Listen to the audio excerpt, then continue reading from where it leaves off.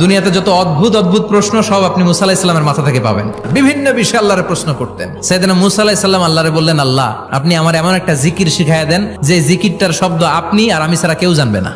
দিনে রাতে সব সময় এই জিকির আমি করব, আপনারে ডাকবো, কিন্তু শর্ত হলো এই জিকিরটা জানবে শুধু আপনি আর জানবো শুধু আমি। আল্লাহ বললেন, মুসা পড়ো লা ইলাহা ইল্লাল্লাহ। মুসা আলাইহিস সালাম কয়, মাবুদ এটা তো জাতীয় জিকির, সবাই জানে। আমি তো চাইছি এক্সেলেন্ট একটা জিকির, কারো কাছে নাই, শুধু আমি জানবো আর আমি পড়বো।